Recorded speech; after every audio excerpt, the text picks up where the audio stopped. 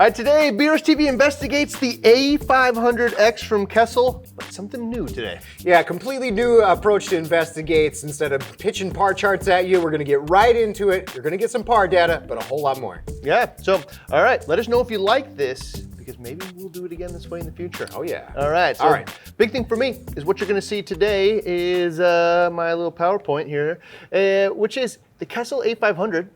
What kind of corals or tank would we actually recommend this for? So not just a bunch of par data again, but this time, how do you apply that par data and spectrum data and height and all the other stuff that we go through to an actual result?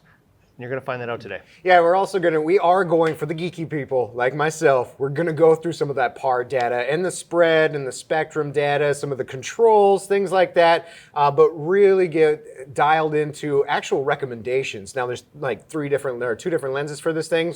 You're gonna see the data and our recommendations for where they go. But most importantly, you're gonna see whether or not it makes a tank look awesome. Oh, that's the point of it. That's the whole point. Exactly. Yeah. All right, so spoiler alert. There you go. The A500X here is really, really great for deep tanks. Not surprising because it's about twice the wattage of the A360. 185 watts, yeah. Yep. It's also a great tank for if you want to mount it really high above the tank. We're talking 22 inches. We'll show you. And if you want a high contrast mixed reef, which is probably a lot of you, you're gonna see why this thing does that uniquely well, especially that high contrast piece, man, where you really see light and dark areas and see the tank add depth and come to life. It's really cool. All right, it all starts with par though. So par, supporting life. It supports that life. It's all the energy. Everything, I think it's like 90% of what the coral needs gets from light. What's the light if it doesn't put out the right amount to support the life? So here's what we got. The first thing we did here was look at this from an angle of bang for the buck, or cost for usable par. Yeah, we did this before in the LED showdown, but we did that one differently. It wasn't usable par. This is usable par based on a color that you're, or a spectrum that you're actually going to use, a mounting height that you're actually going to use, and how that breaks down from price to the total average par that you get. All right, so that came out to $2.82 per par. That's $739 divided by a 36-point average of all of these at 6 inches deep in the tank, and that average was 262. So $2.82 a par, and this has no real relevance yet. I know, yeah. Just like I said, the last time we did this, every light was at 6 inches off of the water surface and at 100%, whatever available channel there was, not usable. Yeah, so if you saw those things, we can't really compare it again, but this is the start, right? Yep. So now every light that we add will either be more or less than $2.82, and you'll start to figure out, the value of how much energy do I get for my dollar. Yeah. Just for comparison's sake, though, the average of all of those 20 plus lights, I think it was like 26 lights, was $2.10 par. So this was just a little bit more than those other lights, but those were all running on 100% all channels. Yeah, so the average on those $2.10 would actually be higher because the usable amount would be much less par for the same price, driving up that cost per par. So my guess here is you're gonna find that this is about middle of the road in terms of price per par when we get all the data out, but has some features that definitely positions it maybe in the upper half, or should be, so we'll see. All right, now we look at what kind of corals can this thing actually support? And for those of you who've seen our other investigates, we have this 2-foot cube. We have a sheet that takes 30 different par measurements. We take it 6 inches, we take it at 12 inches, we take it at 18 inches deep. And then we average it all together to like 108 points. Yeah, total 108 points, 36 on each top, middle, bottom, and here's what we have. So this was running at 100% of our custom spectrum blend, and we'll share that with you when we get to spectrum.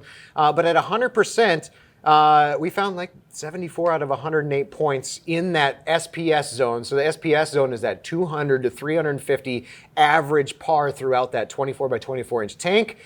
74 out of 108 we're in that average. Yeah, 70% is the goal. This was 69%, right? On the verge. So I think the highest we've ever seen was 84%. Was able to do it.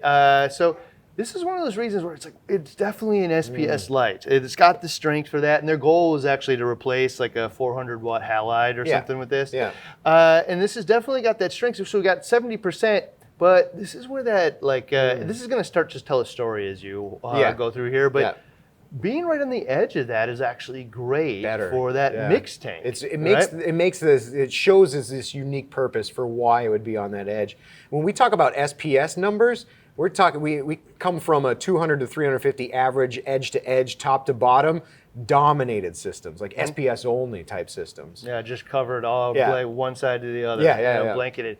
So here's the piece of it is, you know, and all the manufacturers out here would love to be everything to everyone, but really there are tools out here that are best at specific things. Yeah, good point. And I think you're gonna find mixed tank, because in a mixed tank, I actually want to create some areas that are a little lower in par than others, and actually hopefully that one coral may even shadow another area intentionally. And so you're gonna kind of see that. So, but SPS range forcer, 70% of the goal, or 70% of the goal, hit 69, so right on the cusp. No question capable of producing the type of energy SPS corals require in a 2 by 2 by 2 foot area. All right, LPS. This is kind of a silly question because, of course, and assume. Yeah, if you're going to hit those SPS numbers, all you have to do is turn this thing down. And here we did it at 30%, and you're going to hit in that that LPS number range of 75 to 150 pars is the range average throughout the entire tank. 91 out of 108 points here, no surprise. Okay, 70% is the goal. Hit 85% of it was inside of that 75 to 150 par goal. One caveat though. Next bullet.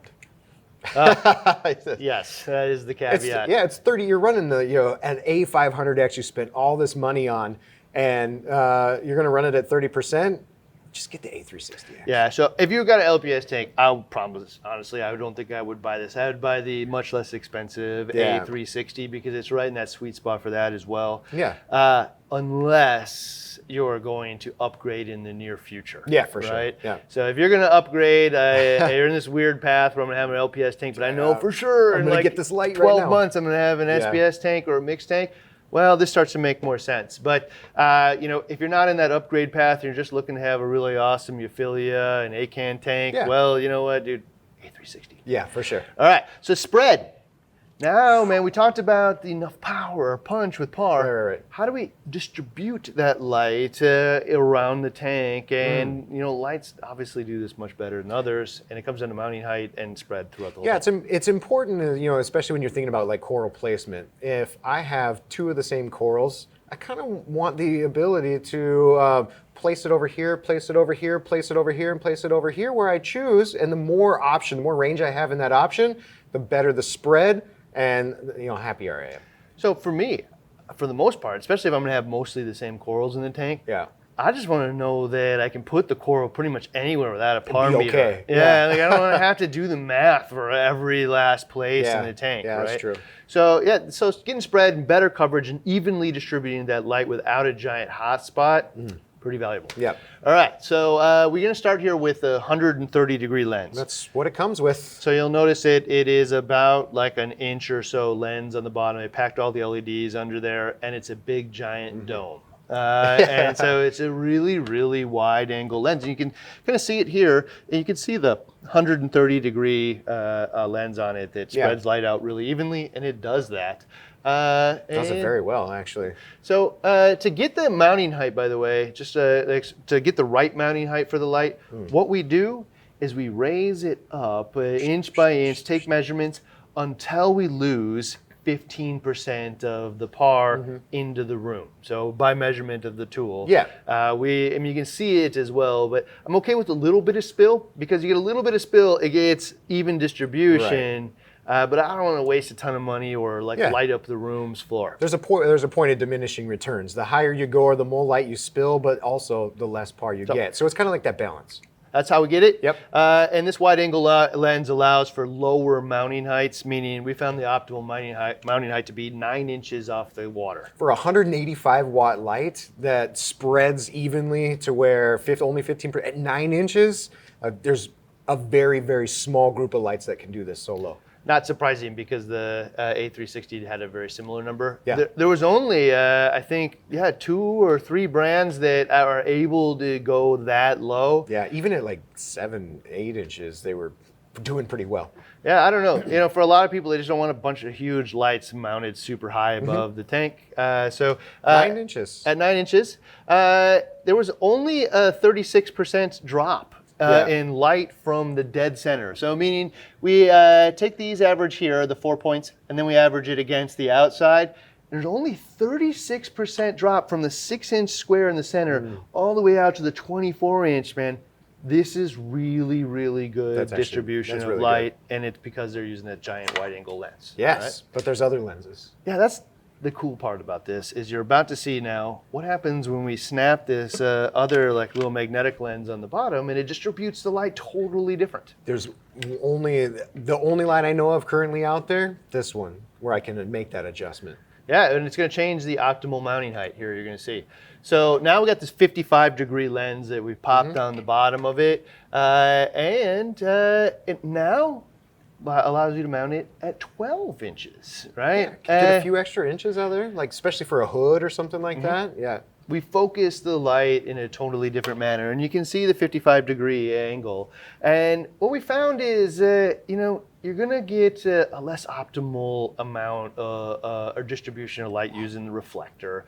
But man, it does, and you'll see that actually in the 67% fall off from center to the outside edges. So not as good a distribution of light right at the top, but it does allow you to raise it up and get better light distribution. And not only that, like you can see over here, like the depth in the tank too. So focusing that beam now allows me to penetrate more PAR deeper in my tank. For those of you with unique lighting situations, like I got this super deep tank, I need to get PAR down there.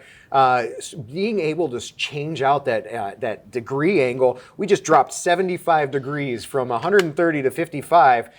But now I've got some punch with PAR to go down, and I can change it too. The 360 does a similar thing. Yeah. It allows you to change the tool to your need, right? And they're suggesting up to 3 feet. And really, if you think about that cone, you can raise it up or you can raise it down. It really doesn't matter. But if I raise it up, I get better distribution on the top. If I bring the light down, I'll get more punch and higher PAR further down into the tank.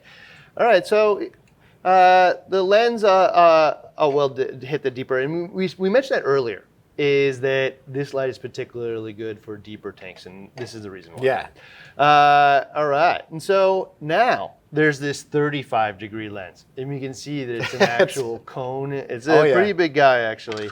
But now you're going to see this really, really penetrate. And because of that, they're suggesting a 4-foot tank. We don't have 3 and 4 foot deep tanks here to test it on. So we continue to look at this from an angle of how high could I mount this from and how that cone adjusts. Now this is great. 22 inches, 2 feet above the tank. We just went, a jump in 12 inches, just under 12 inches by putting this thing on there. And we were talking about this yesterday, and I thought, okay, so think if your average tanks, the top of your tank's about 5 feet high. Most ceilings in a lot of houses are about 8 feet high. At 22-inch mounting height, and the size of this whole contraption right here. I'm basically ceiling mounting these things, no lights above my tank that I can see their way up there. That's awesome. You could crawl right in. So a very different, solution to this thing. Yeah. And, in this case, there was 52% fall off from the center, to the outside edge. So center 6 to the outer edge. This is actually about the same as many of the average performing lights out there. Yeah. So this does really good at 9 inches, amongst the best. And then even with these really, really hard things of like trying to focus light from 2 feet up, actually performs about as average as most lights out there. So, I don't know, a very, very unique solution. Yeah. And here's the reason that this really matters. And a lot of people, I don't think until recently started to think about this, but like if I have a light that's optimized for 8 inches in my hood or my mounting kit or whatever I use, I might feel like, I'll just put it at 12, who cares, Yeah, but the reduction. Yeah, what happens though is you're gonna spill all that light out of the tank now. essentially going to light the wood inside your hood or the wall behind it. Right. And you're just wasting all of this light. You should have bought a cheaper light and mounted it at the right height. And so the inverse is true too. If I have a light that I designed for 12 inches and I mount it at 8 instead, laser beam. Right at the top, and you're going to create really big hot spots, which will kill the coral. I think this is something that we need to change the conversation of deciding what lights for you best for you. As far as the industry as a whole, is mounting heights might be one of the #1 considerations first. What do you have? What do you need? And then go find a series of lights that meet that need, and then make your decision. So that's the thing, is that you can look at this and say, well, I don't know, I'd have a different mounting height. Like, is that really an advantage to one light over another, 8 inches, 12 inches? Absolutely. Yeah, it's huge. And it's not that one light is better. It's get the right tool for the right job. Yeah. Figure out what your mounting height is that you desire and get the right tool. This is probably I can't think of another brand that actually optimizes or adjusts to mounting height. So, using the lenses is pretty cool. All right. So, next, by the way, this one is not included, but this guy is. But that guy is. So this one will come with it and give you that adjusting right out of the box. 8 to 12 inches right out of the box. All right. Cool.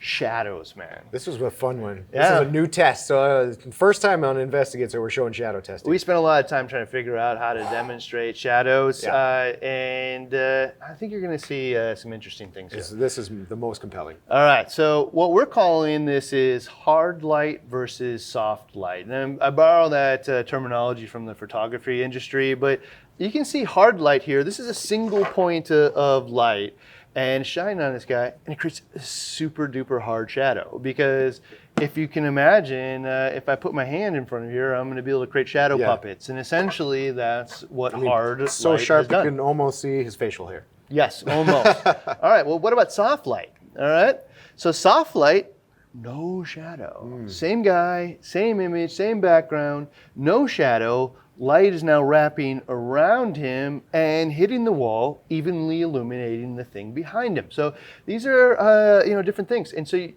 isn't necessarily in your reef tank that you want one or the other. One's always going to be better.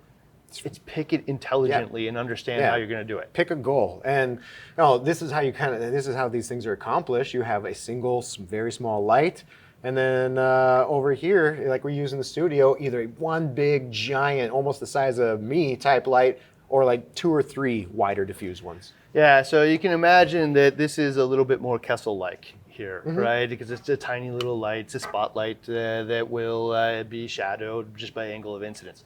And again, here, if you try to apply this to like a reef tank, this is the 2 ways that we try to achieve this in a reef tank, which is like a big giant light, the size of the object you're trying to illuminate. T5. Yeah, big T5 bank, right? Yeah. The other one is this is like we use like 3-point lighting in photography, but it's kind of the same thing as where we take all of these intersecting spotlights, like put a bunch of other smaller lights. So the way that you would light, like a 120-gallon tank would be like 2 of these, right? And then they start to intersect with each other and create a blanket of light. Obviously, some better than others, and it's going to just depend on how many you have and how many sources of light and how wide the angle is. But note that this is shadows, and why this matters is because I need to protect the coral or intentionally create. Protect the coral goes 2 ways. One is I need to make sure that the coral behind this coral actually gets all the light that it needs. Energy, yeah. Right? If I shadow half of it, it's only going to get half the energy. Yeah. Right, and so you're actually going to starve the coral, and this part's probably going to die off, but it might die the whole thing. The inverse is true. If I'm doing a mixed tank, I actually want to create shadows because So I don't kill that guy. yeah, I got organisms that thrive at 300 par in the same tank that thrive at 75. Now I intentionally want to create shadows using maybe the corals, but definitely the aquascape. Yeah, for sure. All right, so note that there's different things here. Now watch this. All right, so This is cool. This is an 8 bulb T5. We checked out, you put this on top of, or an 8 bulb fixture on top of a 120-gallon tank. Yep. And some of you might remember the NSA aquascape we built a while ago. We put it to good use. There Look it is. at that. We took a bunch of like artificial coral and glued it on here just so you can get that concept of what you're going to see. But This is the visual part of the test here. Look at this. All right, T5s. It's that big giant, soft light that we were just talking about, but look at the shadows in here. That pay attention to specifically around the bottom here. It's muted. There's no really sharp edges to the muted shadows here. I can actually see like this little branch coming out of that guy deep inside of there. Even the coral inside of itself lit up. The nature of that is because we're wrapping everything in light from a light source as big as the thing we're trying to illuminate. This is actually bigger than the aquascape. Not as big as the tank, just by a couple inches, but bigger than the aquascape. And so we're wrapping it in light from all angles. And in an aquarium, the reason we do this in actual glass and water instead of just in the air is because we want to replicate real life environment. Yeah, there's reflections. It's bouncing off the glass and back in as well. So that super wide angle T5 light is hitting that glass and bouncing back in. Yeah. All right, so that is this point at which from now on we are going to measure against is T5. This is the bar. This is gold standard here for soft diffuse. All right. And in fact, actually, you can see here the water level's kind of going, and there's just like we're going to show you some shimmers here too. A very flat. This is a video, not an image. All right. So this is two A500s above the same aquascape here. All right. And water movement again. There's just a tiny bit of water. So you're not seeing the shimmer yet, but shadows all over the place. Look, I can actually make out the shape of this coral down there. Yeah. You can see shadow on this coral. You can see shadows from this coral hitting the rock here. You can see this coral actually shadowing that coral. And you remember can really that back in there. It's just dark. It's just dark. Okay. So yeah. Now, if I wanted wall-to-wall SPS and I'm growing giant colonies and that's my only goal, which puts you probably in the top 3% of reefers, right? Yeah. No, I guess I shouldn't say top 3%, but a 3% chunk. Yeah, who desire that tank, yeah. Yep, the only thing I want is acros and the only thing I want is big giant ones. I'm just going to be honest, man. I don't know if this is the right tool, right? But imagine a world where I want a mixed tank, right? Oh, yeah. Where, you know what? In here, I actually want to put a chalice, and I want the par to be way, way lower than it is right here. Perfect solution. Well, even if I want like some non-photosynthetic type corals way down here at the bottom, deep underneath where it's almost black, there you go. What you'll also notice here in a second is it tends to be like a different high contrast look. So you can see now with the water starting to move here, you know, you can see that these shadows are stagnant. Even though they're moving around from the ripples or reflections off the water or shimmer lines, these are really stagnant shadows, man, and they're just real. So, you know, rather than try to avoid them and be everything to everyone, let's just own what this thing does. And high contrast. High contrast, really cool looking tank. More high contrast, more shadows. Wall-to-wall SPS. You're probably going to want to add some fill light to it. So this instantly becomes wall-to-wall SPS if you throw a couple of T5s or LED strips on the side to provide fill light to it. Yeah, it's kind of that, it'll be that balance between what we just saw on the T5s where it's just flat versus a high contrast. You kind of get the best of both worlds. Now, there is also, we didn't just pack them in here. So if you started packing them in and you created more intersecting sources of light, kind of like that 3-point lighting that we talked about before, and instead of running two, if you added a third one in the middle, all of a sudden, you know, get better every one that you add. But using two, which is, you know, this is covering a 2-foot area, which is reasonable. All right, this is what these tanks look like side by side. The same amount of flow in this T5 is over here on the right, but look, it's still flat like a picture. So no shadows, really low contrast, zero shimmer, you know, it coats and blankets the tank in light. This one, high contrast, does have shadows. Maybe you want them, maybe you don't, but make an intelligent decision for your specific install. Mixed tank being the one. Yeah, for sure. And definitely has a shimmer to it. So mixed tank ideal use where shadows and contrast desired. SPS with intelligent placement. So if you really thought about it on your rock work, you could do an SPS only tank, but add fill light and solve the problem entirely. Yeah, I agree. And you asked me yesterday which one I like better. This one. If I had it tied to that one. Yeah, I don't know, man. You know, I think this is just, you're going to look at this and see it for yourself is the beauty of seeing this, and you're just going to decide. And we're about to show you, you know, what the shimmer looks like. So you can get an idea of the Kessil shimmer that everybody's going to come to know and love or what have you. But we're actually got it on a tank for you to take a look at with real corals in there. So this is my take on it, and other people will feel differently. You know, this has got a pretty good amount of shimmer on it, and when you're looking at it through the camera and whatnot, you're like looking right at, like your face is right up on it. That's and true. If you're back 5 feet, like a normal person would be in most cases, you don't see it the same way. But definitely these little points create a lot of shimmer. But for me, this looks like an ocean reef, or at least closer to. This looks like somebody put a painting or a picture of a reef and just lacks all the rhythm and movement of, you know, a natural reef, man. And like, if I imagined a couple of clownfish in there right now, it would look like they're just floating, you know? So I don't know, you know, unappealing. That's that high contrast too. The amount of high contrast this can bring in versus a painting. It's like, it's just like you said, when you have art in your house, there's living art and then there's a picture. This is the most contrast you could possibly get, probably.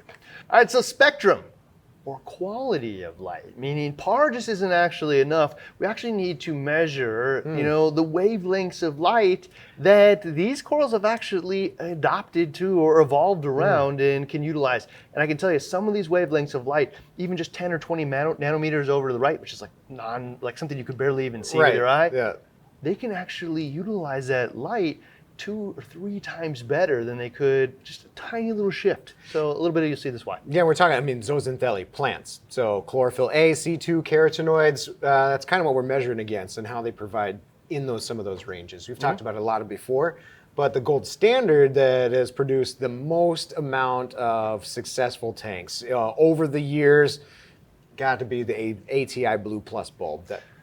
Yeah, so people ask us all the time, like, why do you measure against the ATI Blue Plus? Can that be perfected on? Is that the best possible? Nobody knows. The reality is we know that this single light source has produced more successful tanks than any other out there. Yeah, I mean, I used to search the forums for bulb combos and, you know, what people are using and what I should use for my T5s in every single mix.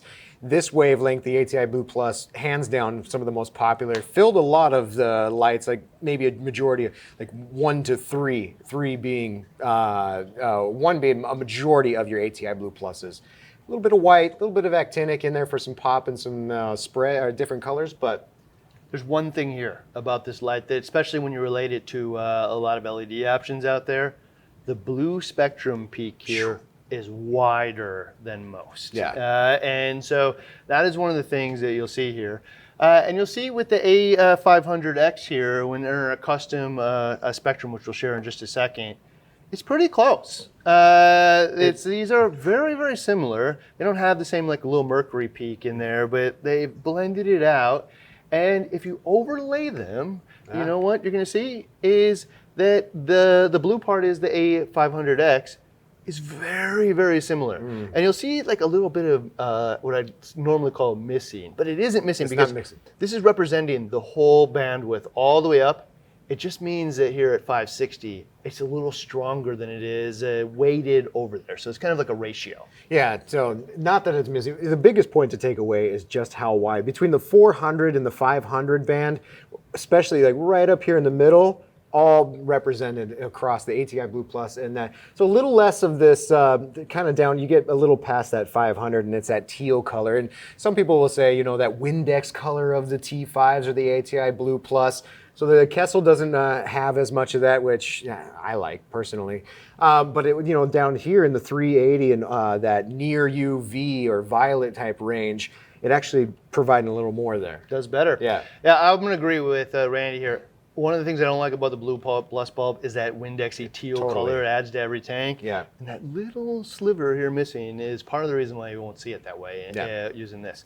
But yeah, it adds in a total different look to the tank. Oh, and we did mention the red here portion, which you just see our custom spectrum mix here. So 30% color, which has a mix of, you know, white, the blues, the white, and some of the UV or that violet channel in there. Also, 100% intensity, 75 for the violet. We added 40% of the red. Now, on the A360X, when we developed our custom, it was really just a sliver of red. But we found this, like, increasing the red, especially in this kind of orangey red range, the Antheas in that, holy cow, gorgeous. Yeah, you'll notice that a lot of the reds in most LEDs are a deeper red, like often closer to 660 here. this 440 is right between orange and red. And those anthias, which are like an orangey red, will reflect that. Oh, corals too inside. So they just pop. So that's one of the cool things about it, actually. All right, so just to give you a reference point of why that wide angle approach to, or wide band of blue really matters. These are the three things that we're actually looking for inside of the spectrum. Chlorophyll A, chlorophyll C2, and carotenoids. And you'll see right here, like, oops, I went one too far. What you'll see right here is that, yeah, man, this is optimized to about 450, chlorophyll C2. But what if I was off by just 20 nanometers over here to 470? Drop. This means that the chlorophyll is able to absorb that light here like 5 times, like only 20% as effective as it is right here. So tiny little shifts. So getting this right really matters. And then with chlorophyll A, you'll see that it actually starts all the way over at like 430 is the peak. Big and then the band. carotenoids over here are really big. So one of the things that you should note is this is like a full spectrum look. If you have all of these combined, it produces essentially white light. Yeah.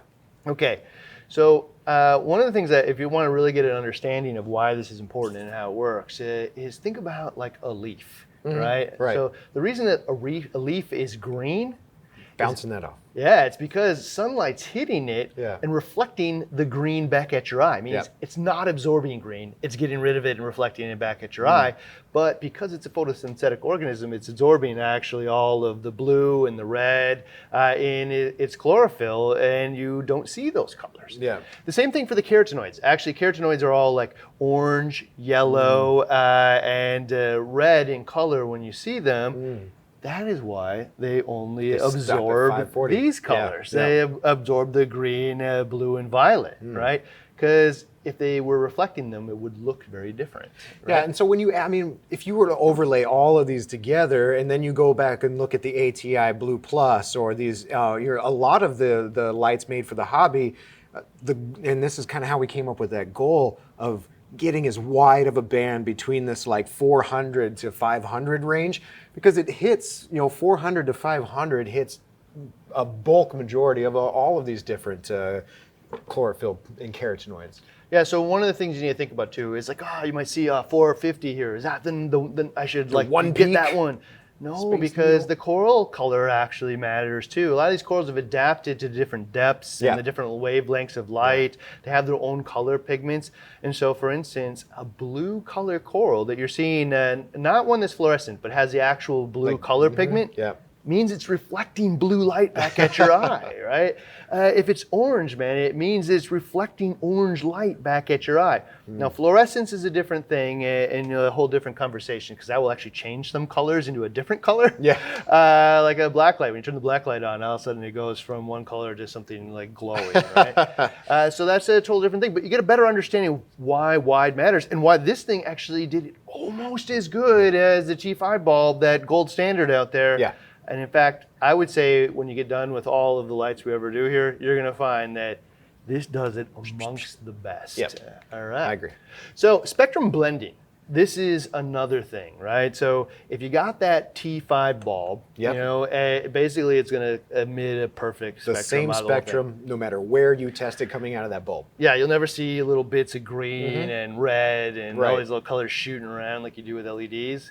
And the reason for that is with the LEDs, what you got is like essentially a green cone of light coming out, sitting right next to a red cone of light coming out, sitting right next to a white, sitting next to a blue. And just the fact that they're overlapping, we hope that they blend okay. And the reality is like visually kind of do. But from a meter perspective, they do not. And especially once they hit the ripples of the water and reflect all over the place. So the ones that do the spectrum blending test very well, you would see in the spectrometer, but the just subtle shifts to these different wavelengths. So a red beam is not hitting the sensor of my spectrometer and causing this red peak that you see at like 640 to spike. And I think when we play it here, you'll see basically that. Yeah, so often like the porous LED options, you'll just see blue just shooting up all over the place and the whole thing's just all willy-nilly. All right, so we took 9 shots using a spectrometer underneath that 2-foot cube, put water flow on it so you get some ripples, and this is what you see. There you go. So you'll see 9 shots here cycling through, or 10 rather. Barely. And just tiny, tiny changes to the spectrum. This is nowhere. Again, for LEDs, as good as it gets. Yeah, this is great. And if you were to, watch this of a T5, obviously there'd just be flat. Yeah, if it was T5, it'd be frozen. Because it emits it perfectly. But what it does, it blends it. And the way it does that, and I know many of you probably already heard this before, is it packed all these LEDs under a single lens. So the optics actually blends it together from the start, instead of trying to like just use cones of overlapping light and hoping that it eventually does it. It's all blended together right there in the lens. Size of a quarter. And that is why it works in this well in this case. All right. So ease of getting it right. This is an important piece because you can have the spectrum, you have the tools of the kingdom, but is the average person actually going to be able to do this? I mean, when I first opened up an app and saw like I had 7 or 8 different choices of which color, it was just, oh, well, this looks cool. This is cool. To the eye. I have no idea what I'm doing. Yeah, it's like, well, how do I want to make that coral look? It has nothing to do with the biology or the energy desires of that coral. I'm just like flipping switches until I think the tank looks nice. And if I didn't know any better, I'd just keep doing it every weekend for fun.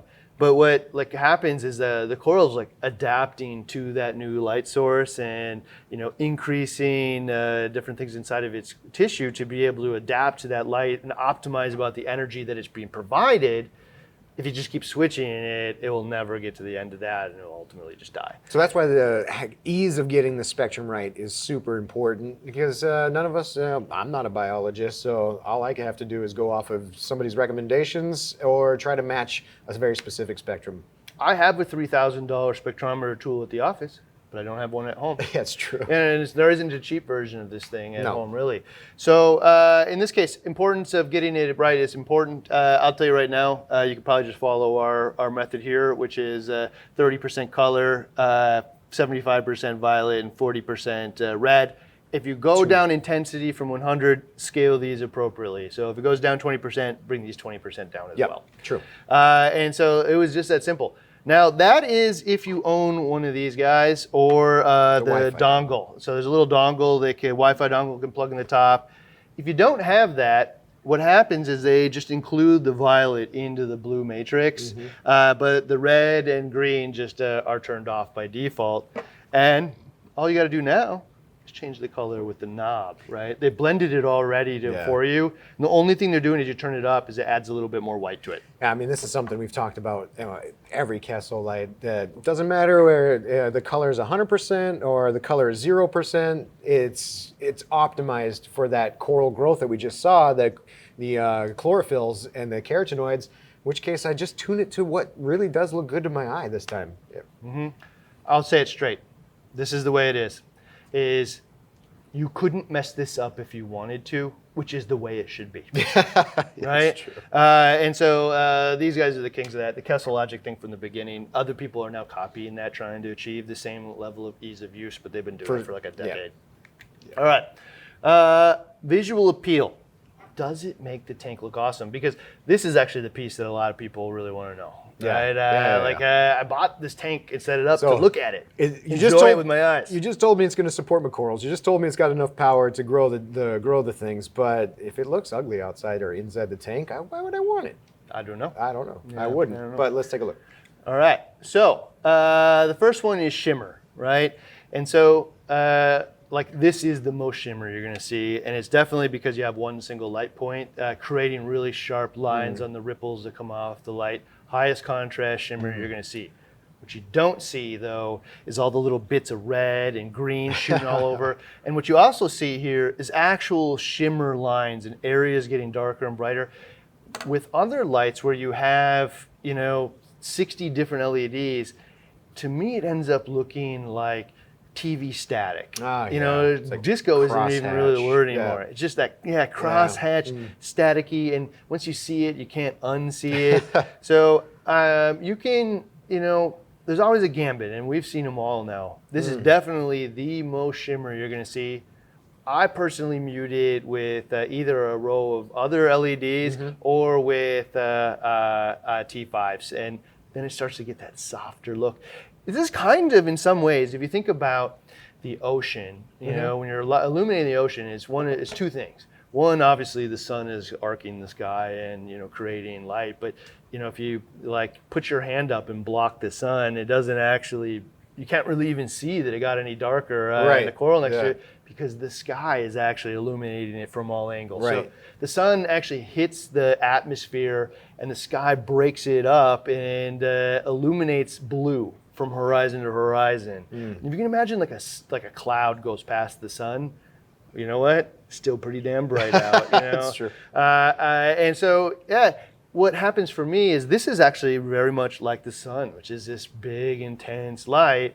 When you add in the T5s or LED strips to it on the side, all of a sudden sky. you get the both. Yeah. You know, it's the benefit of a strong single point of light illuminating the sky to be able to get around and fill in the light. Definitely the closest thing to metal halide that I've seen. Yeah, for sure. For those, no question. Yeah. Halide shimmer. All right. So visual appeal. What do these corals look like?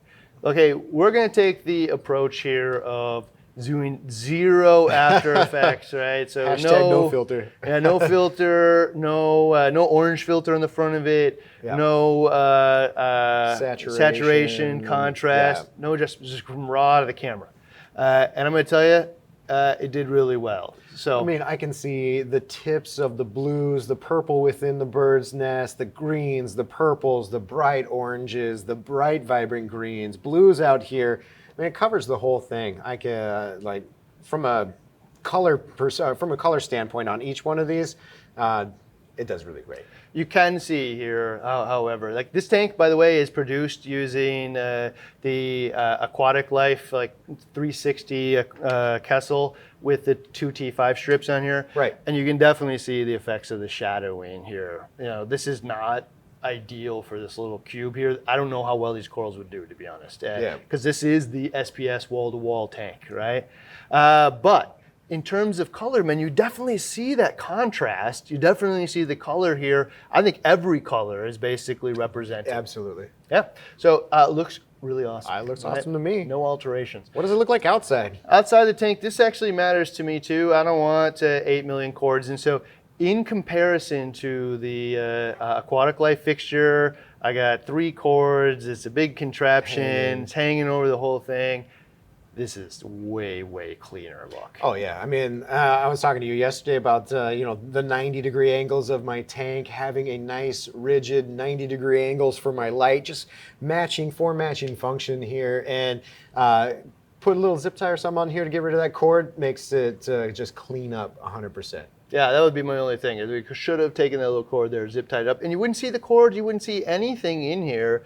And not only that, I can get in the tank, man. Oh yeah. Really, really easy. Like the only thing would be like if some reason I needed to get right in the middle. I don't even then. So having that light really easy to mount, looks really clean, and get to access it really, really awesome all fronts.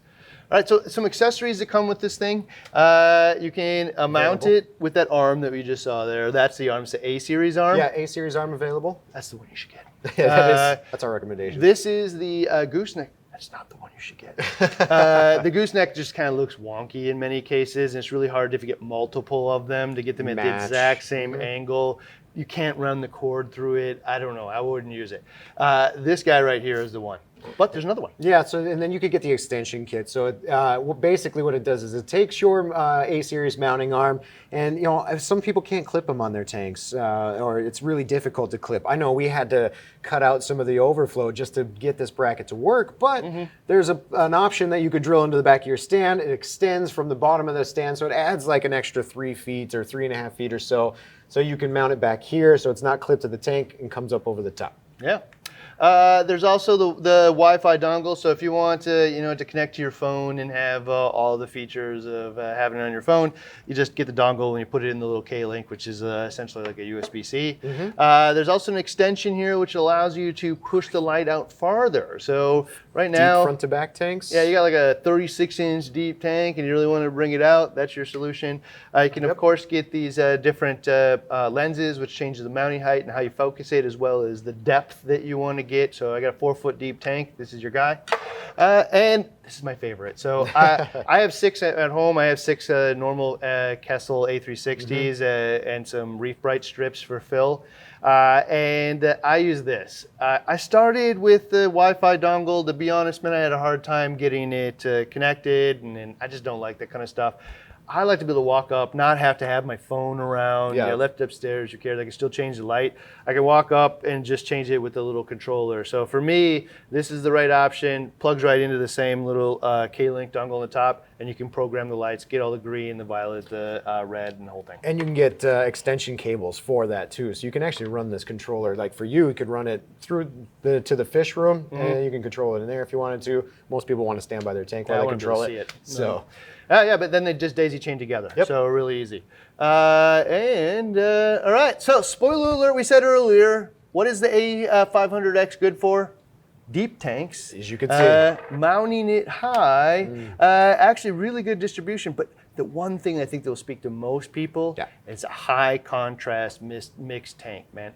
Like if I want a mixed tank, you have to acknowledge you are intentionally trying to create an area in a tank that has 300 par and some of it has 75. Yeah. You will not do that by blanking it from light end to end. It will be very difficult to actually. So getting a light source that matches that goal will actually do that. This one, really, really high powered for that purpose. And some of the best contrast out there. So those dark spots or those not so bright spots will really pop with the corals that are living in there. And then the SPS at the top, loving it.